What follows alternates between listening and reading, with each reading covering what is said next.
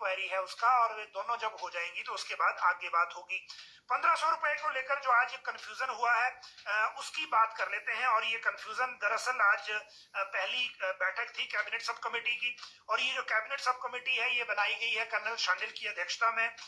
इन्होंने ये बैठक भी ली, और इस बैठक में एक बड़ा इंपॉर्टेंट बात ये हो गई कि जो इस बैठक में जो डिस्कशन थी वो डिस्कशन थी कि किस तरह से 1500 रुपए लोगों को देने को लेकर आगे डिसीजन लेना है, और इसमें स्कीम क्या रहने वाली है।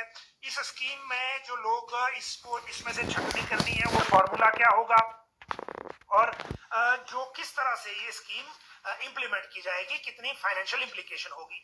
फाइनेंशियल इंप्लीकेशन पे आज बात इसलिए नहीं हो पाई क्योंकि फाइनेंस सेक्रेटरी आज थे नहीं और उनको अगली बैठक में बुलाया गया है। दूसरी बात ये कि जो सरकारी प्रेस रिलीज में आई उसमें ये कहा गया कि स्कीम को चरणबद्ध तरीके से लागू किया जाएगा। मतलब पहला जो चरण है वो 18 से 25 साल की जो महिलाएं हैं उनको मिलेगा 1500 रुपए, लेकिन मिलेगा किसको ये अभी रहस्य है। उसकी वजह ये है कि आज जितने आंकड़े इस बैठक में रखे गए थे वो टेंटेटिव थे और उनमें से डिसीजन लिया जाना था। हालांकि क्वेरीज जब हुई, क्वेश्चन आंसर जब हुआ मीडिया कर्मियों के साथ, तो मंत्री जी उनके जवाब में बहुत सारी चीजें ऐसी बताए गए जो डिपार्टमेंट की तरफ से ड्राफ्ट रखा गया था उसमें भी नहीं था। जैसे कि एक बात आप तय मानिए कि इसमें कई शर्तें लगेंगी। 75,000 रुपए एनुअल इनकम की शर्त भी लग सकती है, परिवार की इनकम जिनकी 75,000 है उन्हीं को देंगे। ये भी लग सकती है सिर्फ बीपीएल को देंगे।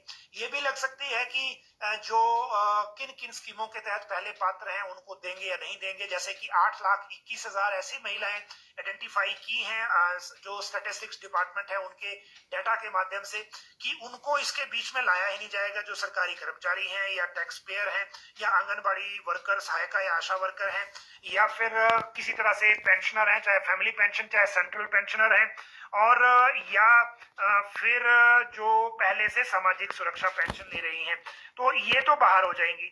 फिर जो इतनी बचेंगी, देखिए टोटल जो फिगर आज रखा गया इस बैठक में वो फिगर था कि 2011 की जनगणना के मुताबिक 68,64,000 आबादी है। इनमें से महिलाएं 33,82,000 हैं, और इनको अगर हम पात्रता का फॉर्मूला लगाएं तो उसके मुताबिक 2022 तक कुल महिलाएं जो 59 ईयर्स तक की है, क्योंकि इसके ऊपर सामाजिक सुरक्षा पेंशन मिल रही है, तो वो 22,40,000 है। इनमें से स्क्रीनिंग होनी है कि किनको ये मिलेगा।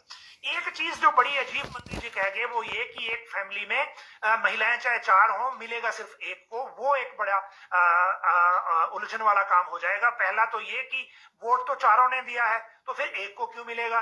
दूसरी बात ये हो गई उसमें कि अगर एक को मिलेगा तो उसको कैसे एलिजिबिलिटी डिसाइड करेंगे। मान लीजिए एक बात ये आई कि इस तरह से करेंगे कि जिसके नाम पे राशन कार्ड हो, क्योंकि महिलाओं के नाम पे है। अब मान लीजिए जिसके पास राशन कार्ड हो, जिसके नाम पे हो परिवार का, उसको पहले से पेंशन हो, तो फिर दूसरी कौन होगी और ये सिलेक्शन कौन करेगा। और जहां सास का नहीं होगा वहां मान लीजिए बहुएं 3 हैं तो फिर किसका होगा। तो बहुत सारी कॉम्प्लेक्स सिचुएशन हो गई है, और सिर्फ इसलिए हुई क्योंकि अभी डिस्कशन की स्टेज है और मंत्री जी ने जो बात कह दी है वो अभी आइडेंटिफाई करना और उसको लागू करना बहुत मुश्किल हो जाएगा, खासकर जिस तरह से बातें कही गई हैं। फिर भी उम्मीद ये की जा रही है कि जो एक बात इन्होंने कह दी कि अगर 1500 रुपए देंगे तो फिर सामाजिक सुरक्षा पेंशन, क्योंकि अभी 1,000 और 1,150 रुपए है, इसको भी बढ़ा के 1500 करना पड़ेगा। और अगर इसको करना है तो फिर इसमें 106 करोड़ अलग से लगेगा, क्योंकि 2,31,000 जो महिलाएं हैं उनको भी यही देना पड़ेगा जो 1500 रुपए एक्स्ट्रा है। तो ये एक इंपॉर्टेंट बात है। एक बात ये तय मानिए कि इसमें बड़ी सारी शर्तें लगेंगी, और शर्तें लगने के बाद ये डिसीजन हो पाएगा। जब तक शर्तें या पात्रता फाइनल नहीं होती तब तक हमें इंतजार करना चाहिए, और इंतजार के बाद ही पता लगेगा कि आगे इसमें आगे होगा क्या। आशा वर्कर और एनटीटी भर्ती की अगर मैं बात करूं तो आशा वर्कर्स के साथ आज मुख्यमंत्री की बैठक थी पीटरहॉफ में, और उनको कहा कि आप बजट तक इंतजार करिए, आपको डिपार्टमेंट को भी समझने की कोशिश हो रही है, उसके बाद जो उसमें नया होना है उसके लेकर डिसीजन लेंगे, ऐसा उनको कहा।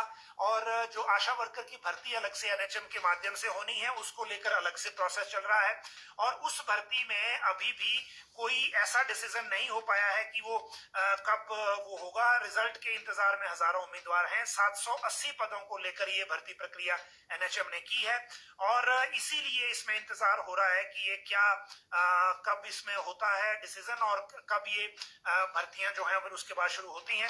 हालांकि एनएचएम में इन भर्तियों के अलावा जो बाकी भर्तियां थी उनको लेकर डिसीजन हो गया है और उनको लेकर चीजें आगे भी बढ़ गई हैं। जहां तक एनटीटी भर्ती की बात है उसमें आज जो उद्योग मंत्री हैं और 1 लाख नौकरियों को लेकर जो कैबिनेट सब कमेटी के चेयरमैन है हर्षवर्धन सिंह चौहान, उन्होंने भी कहा कि इस जो अगला फाइनेंशियल ईयर है 1 अप्रैल से जो शुरू होगा उसमें 20,000 सरकारी नौकरियां सरकार देगी और जो एनटीटी भर्ती है वो भी इसी के दायरे में आएंगी। ये जो इम्पोर्टेंट है चीज, और इसीलिए इन भर्तियों को लेकर भी जो सिस्टम है वो अभी शुरू हो जाएगा।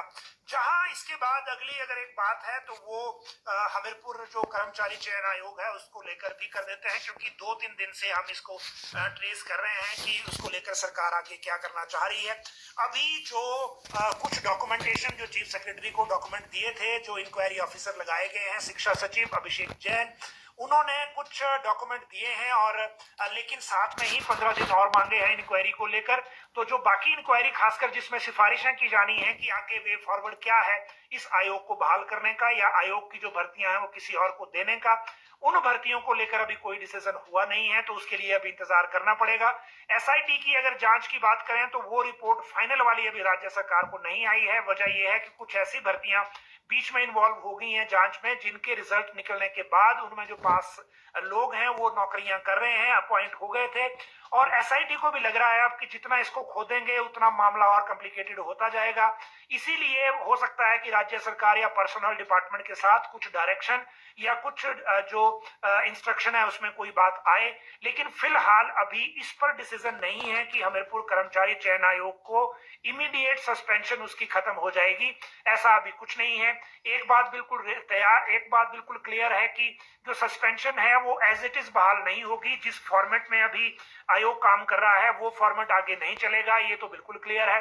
दूसरी बात, एसआईटी ने भी देखिए अभी जो इनके जो एचएएस अफसर वहां तैनात हैं उनको लेकर भी कोई कदम नहीं लिया है, और उनको लेकर पहले ऐसा लग रहा था कि वो गिरफ्तारी तक भी जा सकते हैं क्योंकि बहुत सारी चीजें आपस में कनेक्ट हो रही थी।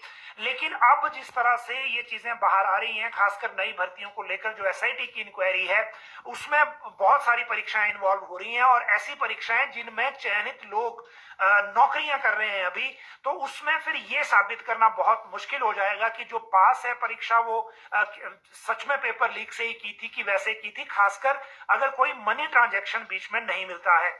तो ये सारी चीजें हैं। दूसरी बात, जो एजुकेशन सेक्रेटरी ने रिपोर्ट देनी है उनकी फाइनल रिपोर्ट का इंतजार हो रहा है, और इस रिपोर्ट के बाद ही आगे चीजें हो पाएंगी। हमने चीफ सेक्रेटरी से पूछा था, ये परसों की बात है, तो उन्होंने कहा था कि अभी थोड़ा सा इंतजार किया जा रहा है एसआईटी की फाइनल रिपोर्ट का, और साथ में जो एडमिनिस्ट्रेटिव इंक्वायरी है उसका, और वे दोनों जब हो जाएंगी तो उसके बाद आगे बात होगी।